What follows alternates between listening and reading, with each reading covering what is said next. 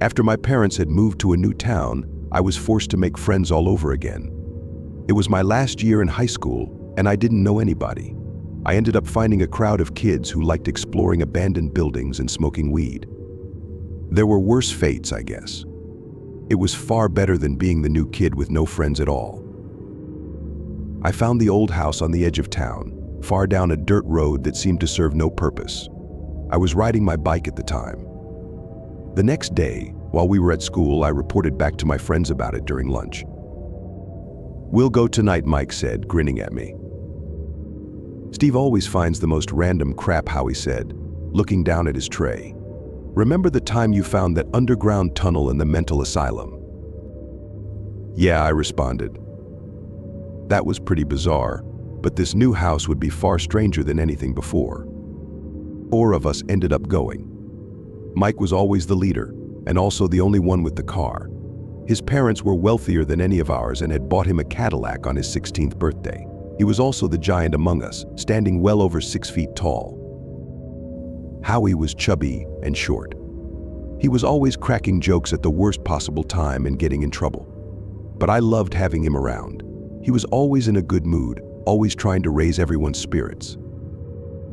And then there was Lillian. She was, by far, the smartest among us. She came out with us sometimes, always wearing goth clothing. This week, her hair was dyed black with red streaks down it. Next week, it would probably be something totally different. We pulled up in front of the house, Mike squinting at it through the windshield of his Cadillac. "Holy shit, that place is huge," he said. In the dark, all I could see was its silhouette. Everyone else stayed silent, simply staring at the place. A chill ran down my spine. In the dark, it seemed far more ominous than it had in the bright afternoon. "I hope we don't find a family of inbred meth heads living in there," Howie said. "What is this road even for? There are no other houses on it. It doesn't seem to go anywhere." I had wondered the same thing. We all got out of the car, gathering our supplies. Each of us had a headlamp we usually used for nighttime explorations. Turning them all on, the yard lit up all at once. In front of the house, across the massive, unkempt yard, I saw a sign I had missed the first time I had driven by this place on my bike: absolutely no trespassing. Trespassers will be absorbed. "What the fuck?" Howie said, laughing. "Trespassers will be absorbed? That's a new one. Absorbed into what? The cosmic soul? Hell? Or maybe the Russian military?" I looked around, feeling watched. In the forest next to the house, I saw a pair of white eyes low to the ground. Whatever it was skittered away as soon as I turned my headlamp towards it. Probably just a possum, I thought to myself. "That sign is likely just someone's idea of a joke," Mike said, putting his massive hand on Howie's back. "Why don't you go first?" Motormouth Howie looked up at Mike, a look of concern crossing his fat, jovial face for a moment. Then he turned towards the house and began walking. We followed close behind him. I was next to Lillian. "You grew up in this town, right?" I asked her. She nodded. "Have you ever heard of this place? Or this road?" I thought back to the faded road sign we had seen when we pulled onto it. I think it said Gnawbone Road. She frowned slightly. "No, but this town's nearly a few hundred years old," she said, pushing a strand of hair out of her face. "There's probably a lot of places like this we don't know about. One time before you moved here, we found an entire graveyard in the forest. The trees and brush had nearly reclaimed it, but there were still dozens of tombstones, mostly intact. There wasn't even a trail to it. It was like the whole thing had simply been forgotten and left to nature." By this point, Howie had reached the house, going up the rickety, creaking stairs. The front porch wrapped around the house. Old Victorian turrets stood high, blocking out the stars and the dark, nighttime clouds. The peeling red paint of the house had mostly been worn away over time, leaving stained wooden boards peeking out underneath. We followed close behind. I saw an old rocking chair on the porch, still moving back and forth. Must be the wind, I thought. Howie put his hand on the doorknob. For a moment, I hoped that it would simply be locked, and then we could just turn around and forget about this whole thing. But it wasn't. The door opened silently, swinging in. "Holy crap," Mike said behind him, looking over Howie's head into the darkness. His headlamp moved up and down as he checked out the front chamber. Look at the size of that chandelier. Lillian and I moved up close behind him and Howie. A huge glass chandelier still hung from the ceiling, covered in spiderwebs and black dust. Underneath it, a massive staircase went up to the next floor. Dust covered the floor. Among it I saw footprints. They looked fresh. They only went in, I noticed. Whoever it was must have taken a different way out. It looks like we aren't the only ones who have been here, I whispered. The rest of them examined the footprints as well. Maybe it's just a daytime caretaker, Mike said. Let's go. We all stepped in, closing the door behind us. A faint, musty smell permeated the house, along with something more repulsive, something like rot and spoiled meat. It wasn't overwhelming, but it was definitely there. Okay, where are we going first? Lillian asked, her voice calm and unbothered. I wished I could have that level of calm. Let's go left, Mike said, pointing. It looks like there's some sort of old library over here. Ancient-looking books were stacked in shelves up to the ceiling. Many of them were water damaged or falling apart. Lillian moved apart from us, examining them with a frown. Why would someone leave all these books here? And the chandelier, she asked. I shrugged, coming up next to her. Maybe all that stuff is just worthless, I said. And not a single homeless person or kid has come here to steal the stuff they left behind, she said. She had a good point. She pulled out a random book. Looking over her shoulder, I saw the title Human Sacrifice and the Black Arts. The one next to it on the shelf read, The Teachings of Moloch. Pretty weird, I said. But Lillian was no longer listening to me. She had opened the book and was reading it with wide eyes. Turning around, I saw Mike and Howie had gone. Oh shit, Lillian, I whispered. We lost them. How in the hell could we lose them? They were just right here. And then I heard screaming coming from another room nearby. She dropped the book and we began to run, turning our headlamps this way and that. We ran into the kitchen and saw Mike sprawled across an old table, his throat slashed from ear to ear. He was still alive, gurgling, his eyes frantically moving from one end of the room to another. The table appeared to be drinking his blood. Every drop that fell on it disappeared into the wood. He began to seize, his eyes rolling back in his head. Within seconds, he had stopped breathing, his fingernails and lips turning blue under the intense glare of our headlamps. Howie, where are you? I screamed. I didn't know whether Howie had killed Mike or someone else was in here with us. I couldn't see how Howie would do that to any of us, though. My mind moved towards the latter idea. Oh my God, Lillian said, her hands trembling. We need to call the police. We need to get out of here. She reached into her pocket for her phone, dropping it on the floor in her panic. She picked it up, turning it on. No service. Let's just go, I whispered.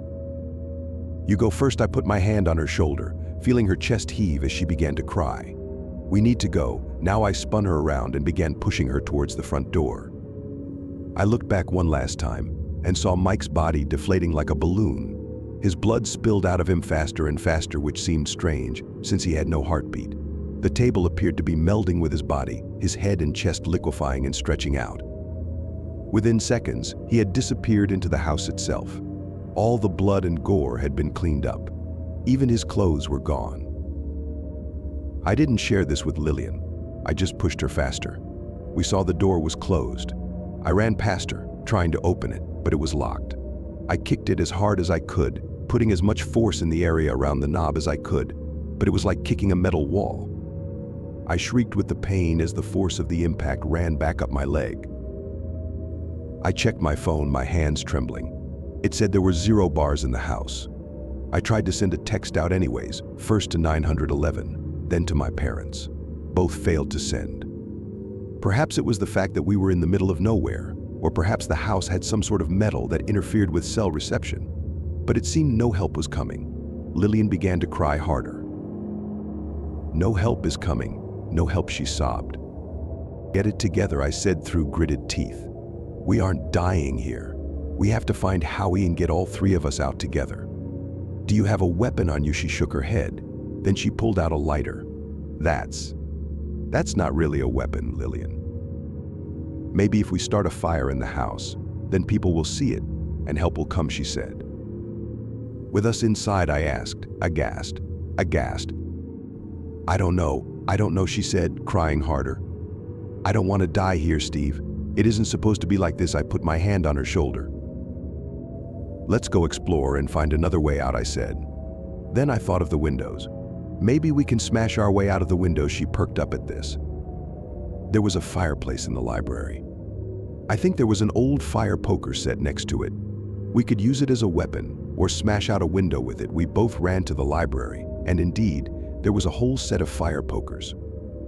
One of them had a curved blade on the end, while the other was straight and sharp. I gave her the sharp one and pointed to the front window. "Try it," I said, my hopes soaring. She grabbed the fire poker. Bringing it back like a baseball bat, she swung with all of her might. Just like the door, it bounced off, the sound of ringing metal echoing through the room. She yelped in pain. "It's like some sort of bulletproof plexiglass or something," she yelled. "What is this place?" "Grab the poker anyways," I said. "It's time to explore the upstairs." We trudged through the eerie darkness, shadows bobbing and dancing across the hall as we made our way to the ornate staircase. Grabbing it with one hand, I slowly started to ascend. Then a scream pierced the silence. It sounded like Howie's voice. I started to run up the stairs, hearing Lillian close behind me. We turned this way and that, looking down an endless hallway with many rooms branching off of each side. This house seemed so much larger on the inside than it looked from the outside. The carpet on the hallway showed snakes and vines. They began to writhe and undulate, the patterns moving on their own. They began to separate, snake heads peering out of the carpet as if they had come from underwater. Their slit eyes glowed in the light of the headlamps. They hissed, dozens of them slithering towards us at once. We weren't getting past them, I knew. I turned and nearly fell down the stairs in my haste to get away, stumbling and grabbing onto the handrail as my back legs smashed into the wood. It sent a fiery jet of pain up my body. Looking up, I saw Lillian still standing in place, horrified, her mask open in a silent scream as snake after snake coiled around her legs, going upwards. They bit into her flesh, spitting and hissing. Blood ran down her body. Soon she was covered entirely and fell over in the hallway, the mass of coiling snakes being dragged into the carpet by vines. As soon as her body had disappeared underneath the surface, the snakes and vines began to return to their original positions, and within seconds, I saw just a regular carpet again. She had been absorbed. "Fuck," I said, hyperventilating. I was all alone, I knew. I heard no more signs of Howie either. I thought about what to do. Desperate, scheming, I ran back towards the library. I felt in my pocket for my lighter, and grabbing a book, I began to pull pages out and run the flame under the corner. They caught quickly, the old, dried-out paper going up in an inferno. I grabbed more books and tore out the pages, throwing them on the flames, intent on burning this house to the ground. The fact that I was still inside it didn't register in my panicked mind. I knew that if I did nothing, I would die here. I had to destroy it. Then from behind me, I heard a voice low, jovial and mocking. "What the hell do you think you're doing?" Howie said. I turned, seeing an expression of lunatic rage marring his face. "I'm destroying this place," I said. I paused for a moment, looking at him. "How are you still alive?" "Lillian and Mike are dead. The house ate them," I think he laughed. "I know," he said. "The house needs to be fed. It's been in my family for generations. We always keep it well fed." In the end, I gaped at him, uncomprehending. "You'll be its last meal for the night." He walked forward, pulling a bloody knife from his pocket. My fire poker was on the ground next to me. As he ran at me, the knife pointed straight out. I swung down, grabbing the fire poker and smashing it into the side of his head as hard as I could. I heard a crack when it connected with his skull. He fell, the knife clattering across the room, the flames bouncing off its stained metal surface. The room behind me had begun to transform during our fight. Looking back into the shelves of library books, I saw them changing into a mouth. The wall opened up, the plaster morphing and melting. Two black eyes looked out at me, furious. Rusted nails formed into teeth. The wall began to bow outwards towards me. The fire grew larger in front of it, catching the carpet and wood now. I knew I needed to get out. But the door wouldn't open for trespassers, and neither would the windows. Suddenly, I had an idea. Sprinting away from the demonic face in the wall, I grabbed Howie's unconscious body, dragging him by his legs to the front door. Using his hand, I gripped the knob. With a prayer, I tried to turn it, and the door flew open. Since he wasn't a trespasser, the house wouldn't keep him locked in. Looking back at his unconscious body one last time, I swung the fire poker down on his head. I heard another crack as the side of his skull gave way, a jet of blood pouring out through the hole. I threw the weapon into the hall, running back towards the car. I tried the door, realizing it was locked. Mike had the keys on him when he had been absorbed. Watching the house turn into a blazing inferno behind me, I began to walk down the dirt road, dirty, disheveled, and frightened, but alive.